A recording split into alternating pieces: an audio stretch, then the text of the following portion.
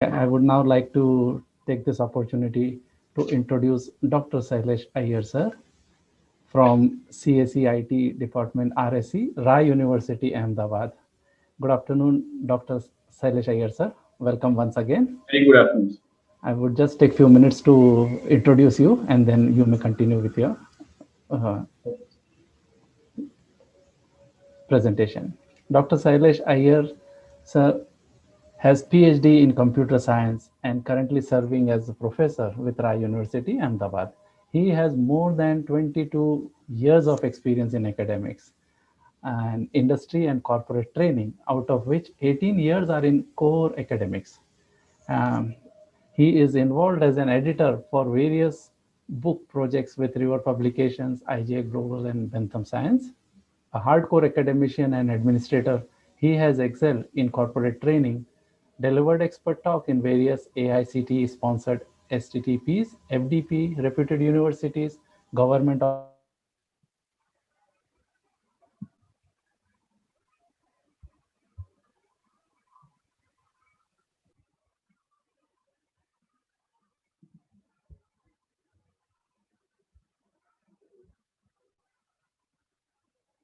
to research in Springer, ICRITO 2020 IEEE, and hello, can you hear me?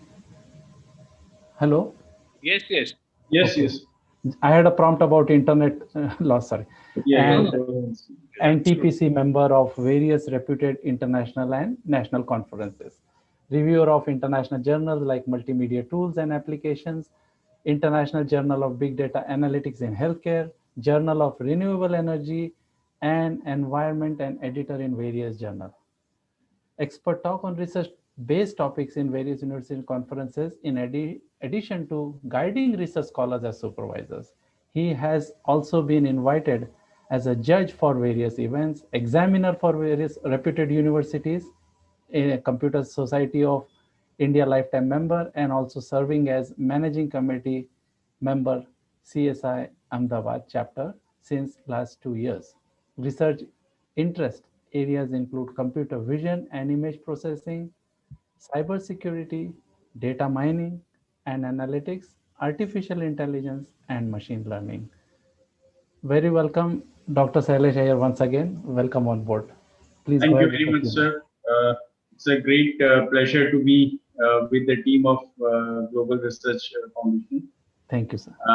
Actually, before starting with this particular session, before sharing my presentation, I would just like to show a small video and then I would be starting with it. So I'm just sharing my screen. Please.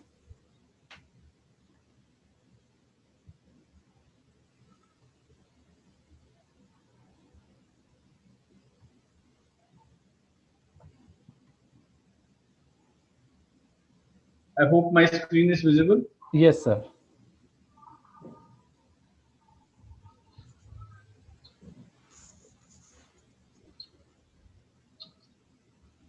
Screen is visible and the video is visible, sir.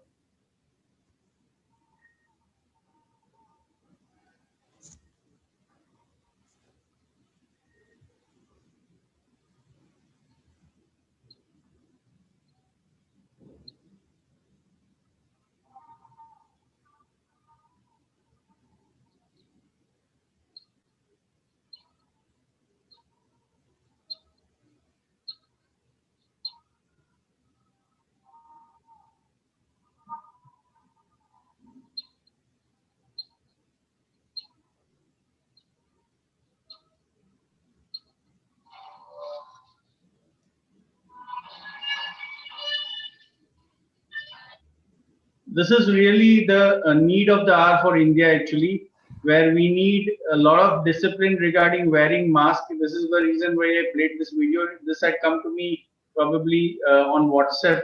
I don't know the source actually, but in the country also where it is particularly executed.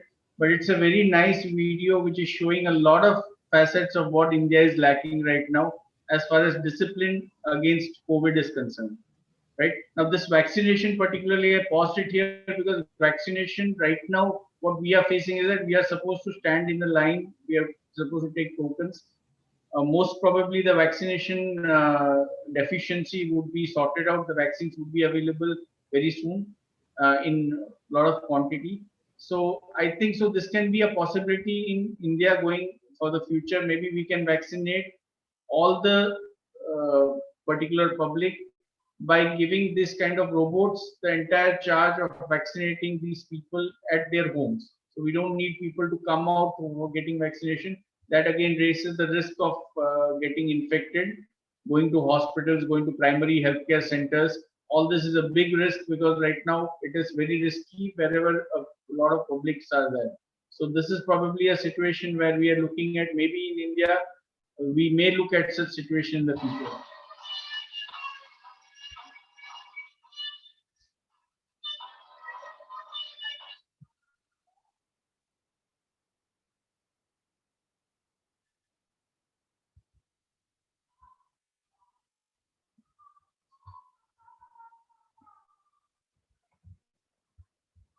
Right now, so with this particular video, I would just like to start my presentation. Actually, it is titled Technology Disruptions and Opportunities in the New Normal. We are looking at a lot of opportunities due to technology disruptions. Like I have been telling this once and again wherever I have a session, that I have taken more than 50 talks, expert talks, since last April 2020. Right, this is just a conservative thing. I'm not counted exactly, but at least it should be around 50 or more than 50, not less than that.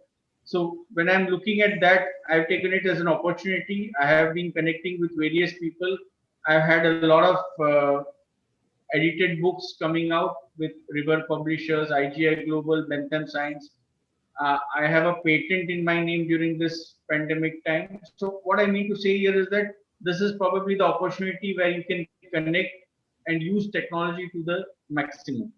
So I'm just starting with my topic of technology disruptions and opportunities in the new normal. And apart from the introduction, I would just like to tell you that I am a very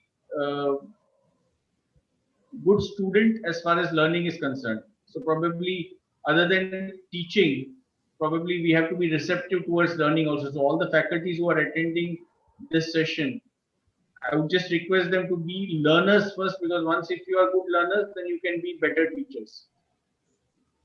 Now, this is one particular example of waste management. Now, this is an area where a lot of technology disruption can help.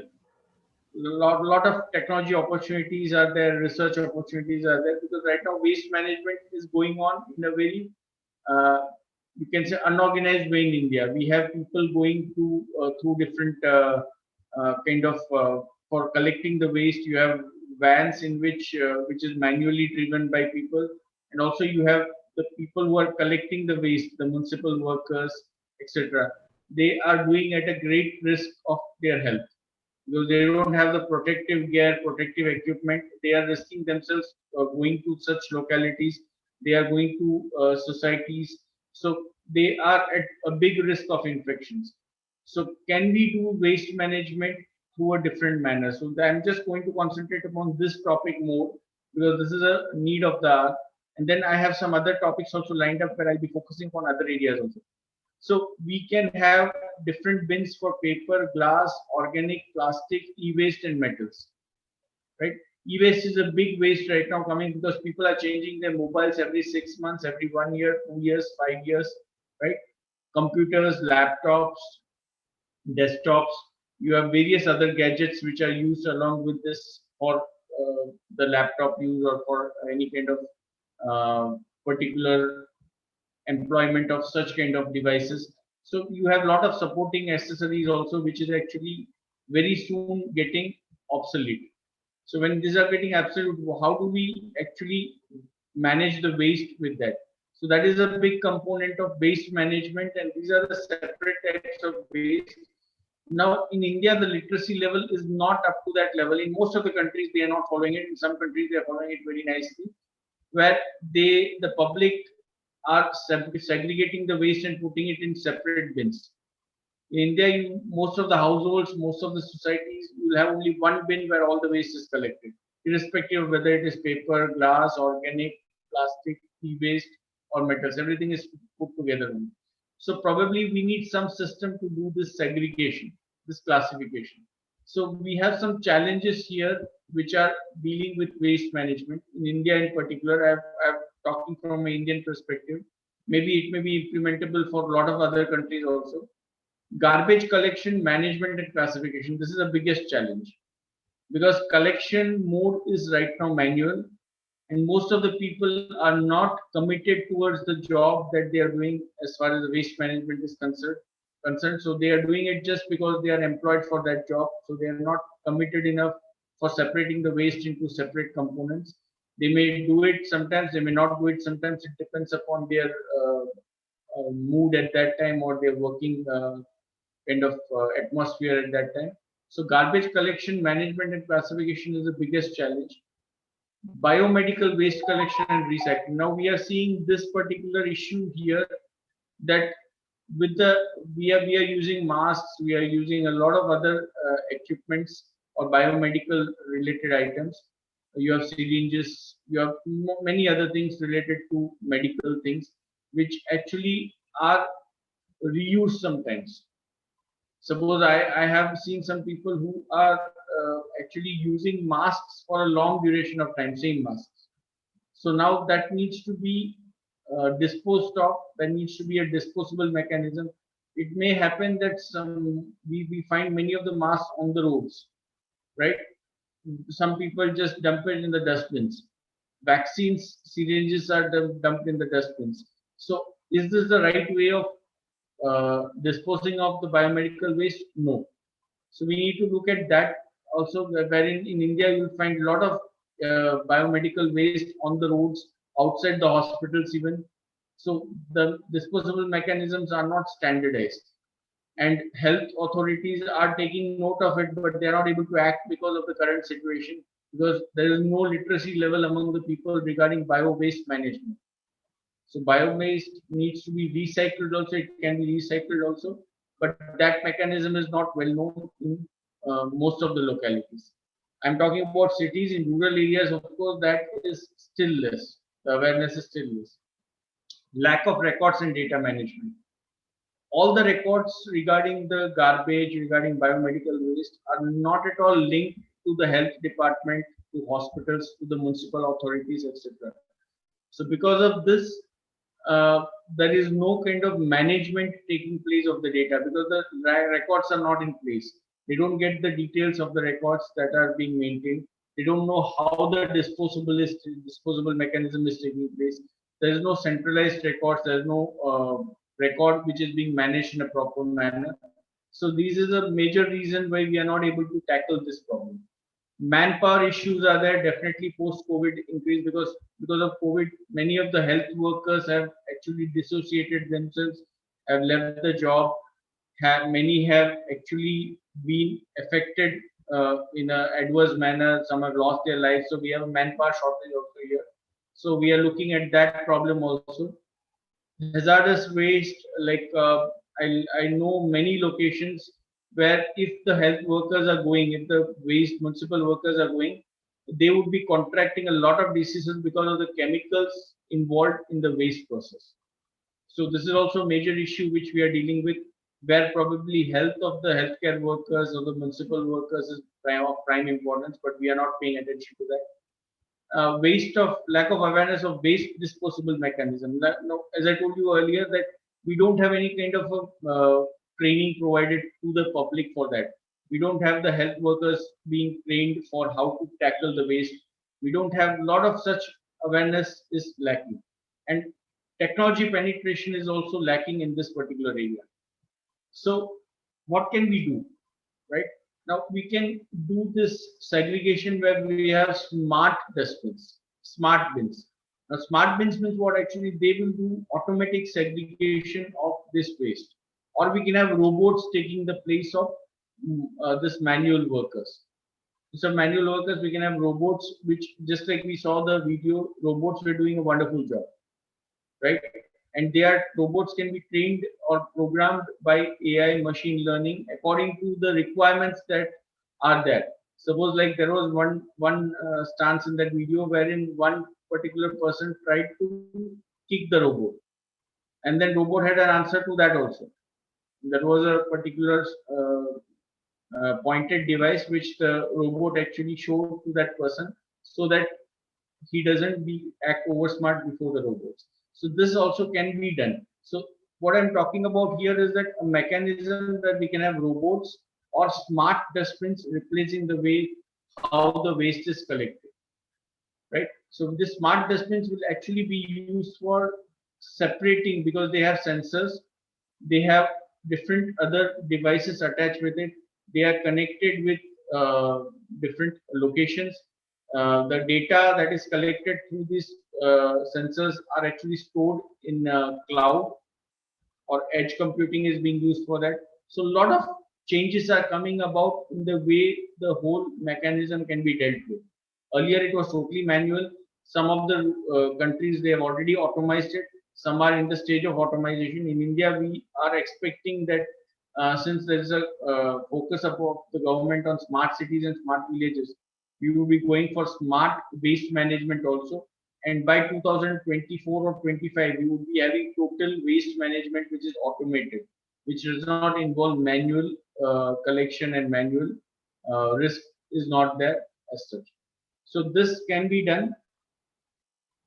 Recycling robots are there which can be used in recycling. These are actually again not Indian scenarios, but we can have this working. I'm just taken some clips from some foreign countries, and this is very much happening in those countries, and it's effectively being managed.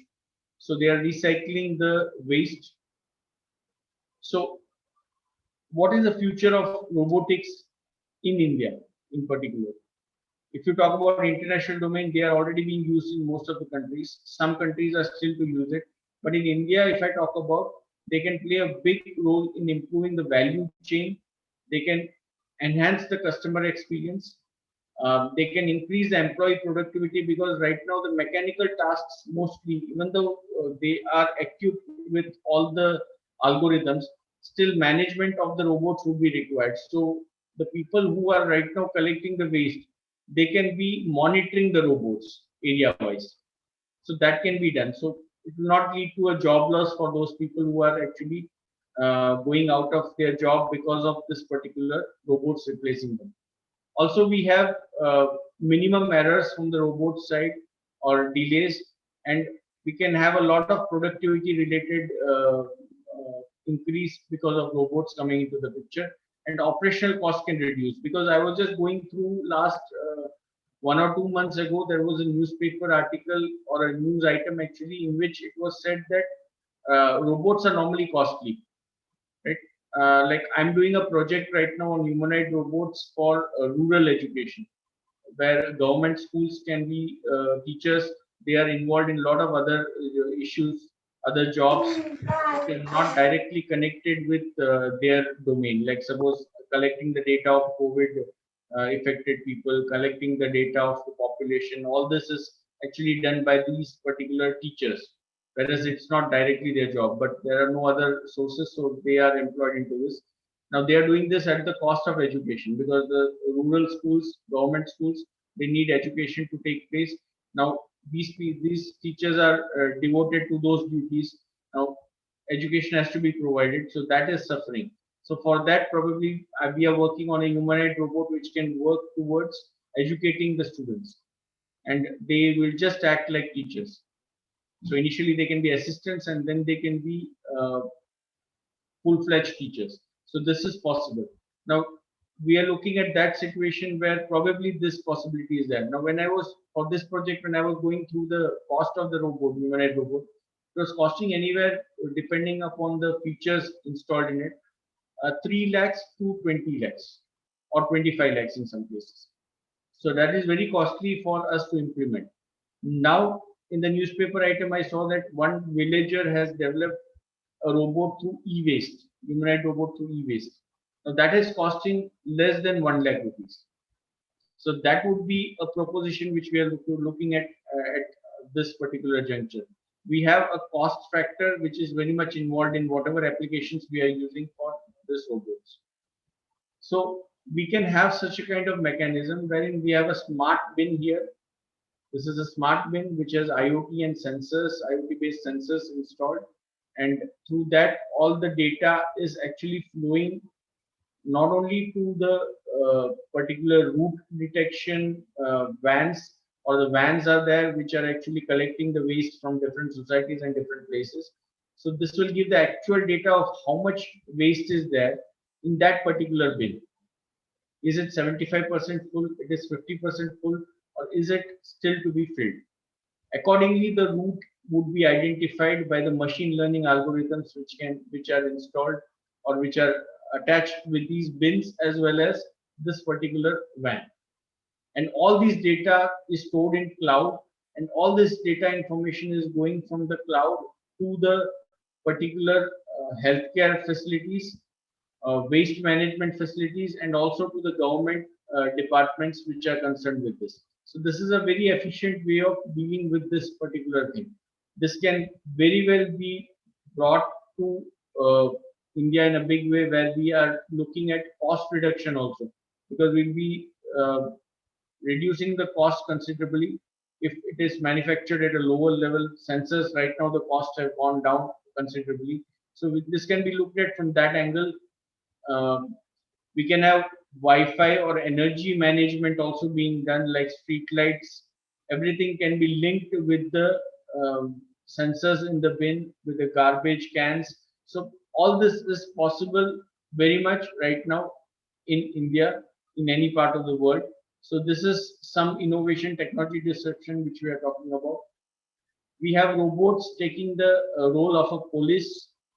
Like many places are there where there are riots, there are different mobs. So risking the police physically is not advisable. So we can have trained robots which are ready with the help of machine learning algorithms. They are built, and they can actually do the role of policemen, and they can also be monitored by policemen sitting in particular police stations. So this is something which we are looking at. We have hotels, we have particular security guards at the hotel, and we have valid parking being provided by those security guards or by the hotels. Now, this can be done by the help of these robot assistants. They can do the work of a security guard also. They can park your vehicles also. So they are trained for this particular thing. So manual intervention is reduced. Due to this COVID situation, people are not preferring to go to places where people physically are involved. So if robots are involved, then many of the people would like to go out and have a good experience at the restaurants or hotels. This is what I was talking about, humanoid robots for education. Now, Indus International School in Bangalore have implemented this, and they have found it very encouraging. This lady standing here is actually a humanoid robot, and this is a teacher, physical teacher, who is actually teaching the kids. Now, this robot right now is acting as a robot assistant, teaching assistant, who actually collects the assignments, checks the assignments, interacts with students for the doubts. All these things can be managed by this humanoid robot. And students are preferring humanoid robots more because they don't have any kind of fear while talking to the robot, and they are fascinated by the robot responding, right? So this is something which we are looking at as a possibility in the schools in future. Also, there is one, the first robot which actually got the citizenship of UAE was Sophia. So Sophia actually is equipped enough to give an interview on the own. That means you don't need any help from any kind of agency. That robot is actually equipped in such a manner that all the interview questions, dynamic questions, can be answered properly by the robot. This is in Japan and China. We have seen a lot of robots being replaced in education, and they are finding it very good as a substitute for this. Then next is drones. Actually, along with robots, we can use drones also for a lot of things. Like agriculture is one of them. We can have it for research. We can have crop monitoring, animal monitoring. So drones are actually quite cheap right now, and the cost of drones are coming down. Earlier, drones were very costly. Now you have smaller drones with limited capacity. You might have heard recently that in Jammu and Kashmir from Pakistan there was a drone which was actually coming and which was having a lot of weapons with them or destructive items with them, including some bombs, etc., which needed to be assembled and then they can be detonated at a particular place. Now, this is one application of drone. So this can be used for security purposes also. This can be used for wild life management also. So drone can actually capture images from various places and that can be processed very fast and then decisions can be taken. So drones are very much used in all these applications. Now this is what I'm looking at as a future smart farm, wherein the person sitting here is not an IT person or IT professional. He is actually a farmer, right? He can be in any part of village, any village of India. He is sitting here in his home and he is monitoring through his desktop or laptop, sipping a cup of coffee or tea, and he's monitoring all that is happening in his farm. I mean, most of the countries, the farmer image is very pathetic that he or she, farmer is loaded with a lot of loans. It depends upon whether the rains are on time or not. A lot of other distractions are there. So farmer normally ends up in suicide, etc. But this is the future of farming which we are talking about, where this farmer is monitoring everything sitting here. It's a very profitable business. It's just like a corporate entity right now. We have agri boards here, smart farmers, agri boards, drones which are managed by the farmer, and we have cows here who actually have RFID tags uh, with them, and they actually where they are going, what they are eating, all the details are being monitored by the farmer sitting here. So this is probably the future of farming which we are talking about. Accidentally, my area of uh, emphasis is more on for smart farming as well as rural education. So these are my favorite areas. So I'm emphasizing more upon that particular areas.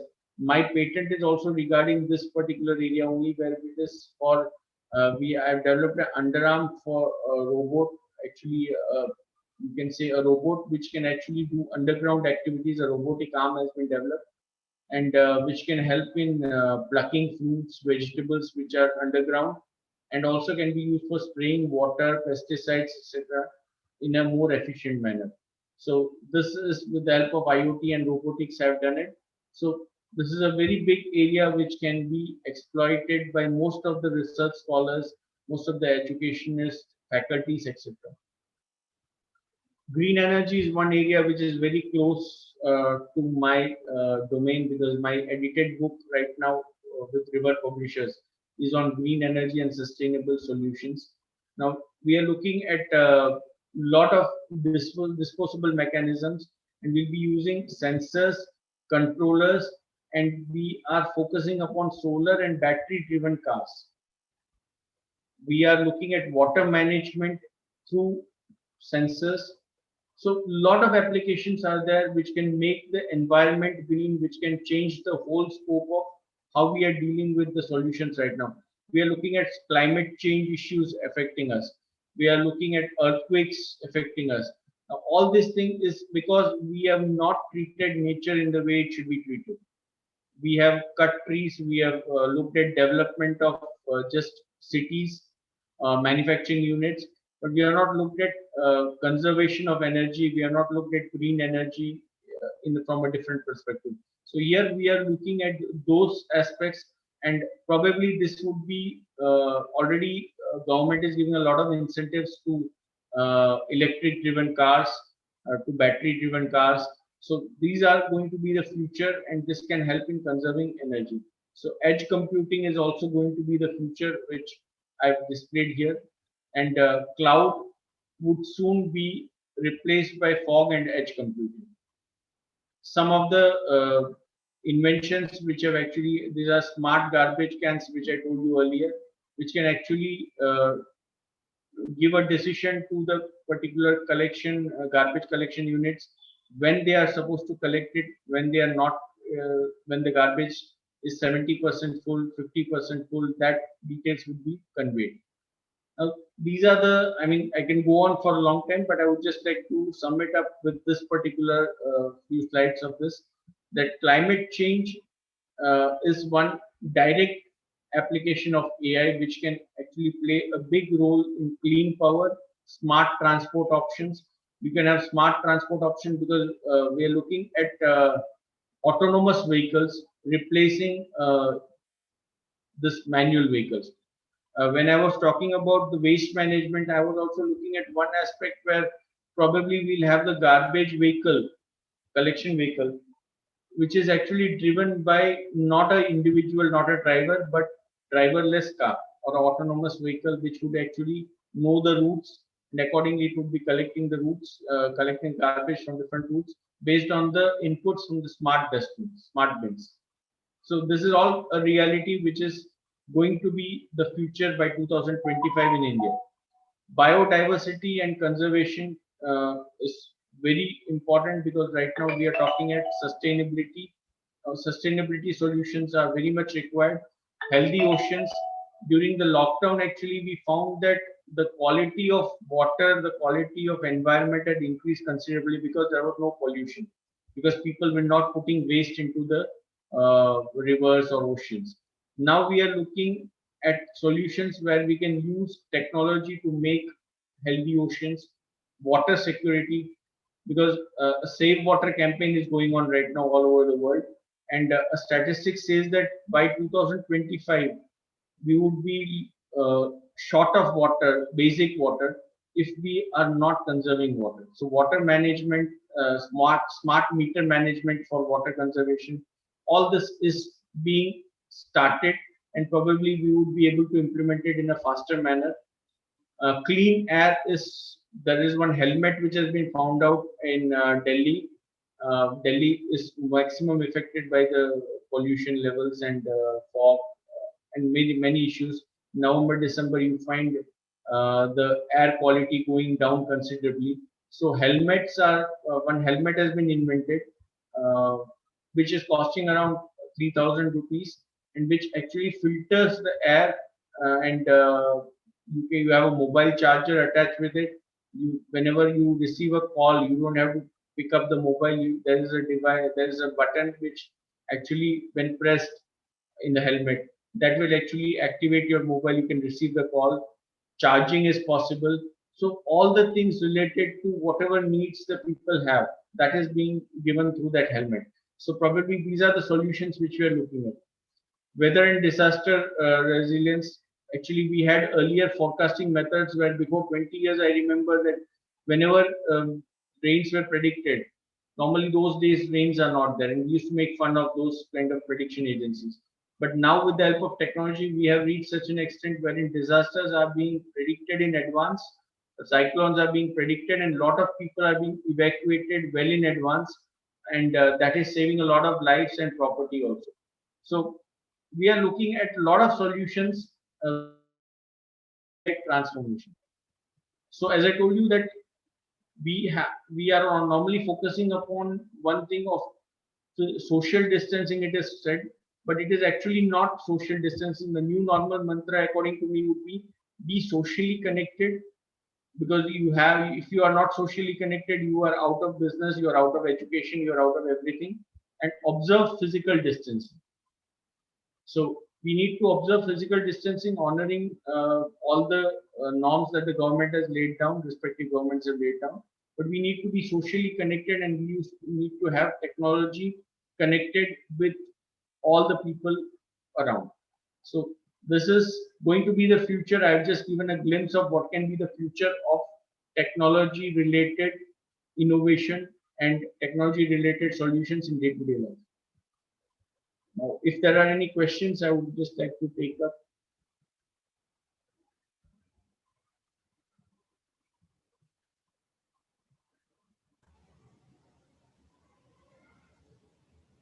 Thank you very much, Questions from any Dr. of the Sailesh participants? Iyer, sir, for your presentation. Any questions from anybody?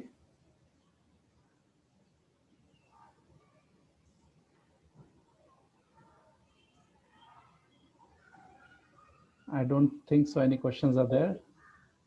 Thank you very much, Probably, Dr. Prakash and probably, team for probably people, probably the participants are on managing their time. I would say one exactly o'clock was supposed to be the lunch break, and maybe they have some other commitments.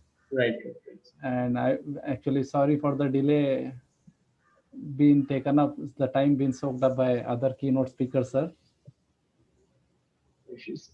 Thank you very much, Prakash, Dr. Prakash, and entire team for inviting me and giving me this platform. It is always great pleasure, sir, to have you on board, and your valuable information, and that to the latest from the computer side and robotics and IoT kind of, and AI most importantly. These things are taking the entire globe, I would say, by storm, and it is a very important information we all need to come, be aware of. Thank you very much, sir.